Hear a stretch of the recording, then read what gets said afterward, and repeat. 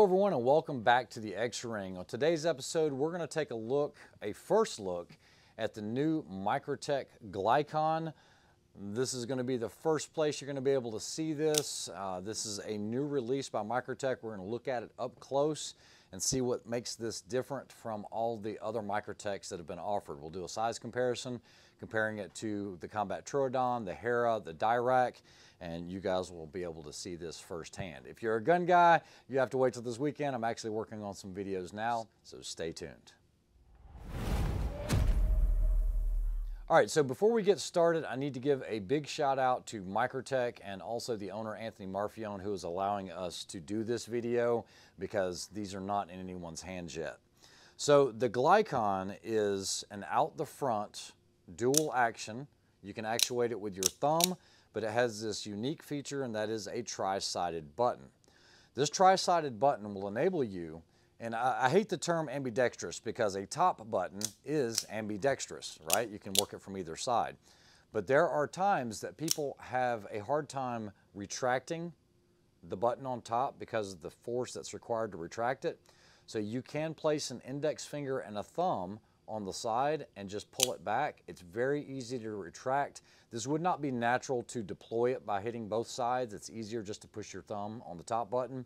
But it also enables you that when you pull it out to be able to just press one button on the side and retract it. Very easy to deploy and retract with either hand, regardless of how it's laying in your hand. The other thing that makes it unique is the pocket clip. This pocket clip is reversible, but it's not like you're just placing it on the side. You know, on some knives they have a little locator pin to keep the pocket clip from rotating. What they've done is they've put a chamfer in here. It does come with a T30 bit, and that T30 bit will allow you to remove this pocket clip and take it off for left side or right side carry. So that's a titanium pocket clip, and then on the back side here, this is a one-piece titanium spacer. So this knife is going to be released at the USN show, which is the Usual Suspects Network.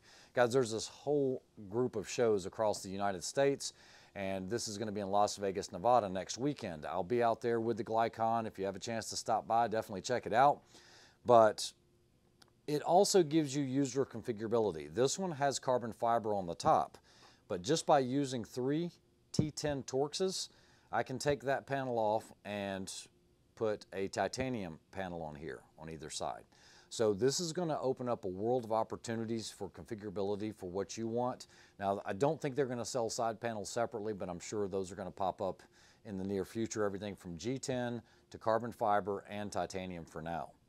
The weight of this unit is going to be about 4.9 ounces to 5.2, depending on if you're using carbon fiber or G10 as opposed to the titanium. The titanium is the heaviest, coming in at about 5.2 ounces.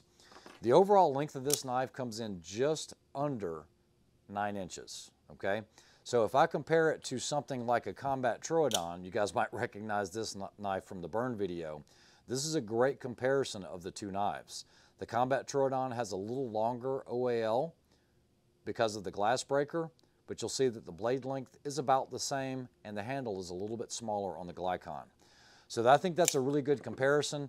Now, regarding something like the Scarab, which is one of our largest knives, you guys will see the difference there, but it's also a lot thinner than the Scarab too. If we compare it to the Combat, you're going to look and see that the Combat Troodon width is a little bit wider in this area, but overall it's about this width here, about ½ of an inch, not including the pocket clip. Let's see what else I have for comparison. Some people have asked for a comparison with the Hera. Now, while the Hera is a nice knife, it's a little smaller than what I like to carry for a daily carry, and you guys can see the size difference there. Now, initially, the Glikon will only have the modified bayonet blade, which has jimping on the top here. It will have the Bowler M390 steel, but it does enable you to keep from cutting your thumb. You can place your hand on the top to be able to cut. It will be sharpened on both sides, so it is a DE blade. There are plans in the future to have an SE offering, but that won't be available anytime soon. So everyone, I hope you enjoyed this first look at the Microtek Glikon that drops next week. We will have some at the show in both customs as well as pre-production models, and we look forward to seeing you. Hope to see you there. Have a great week.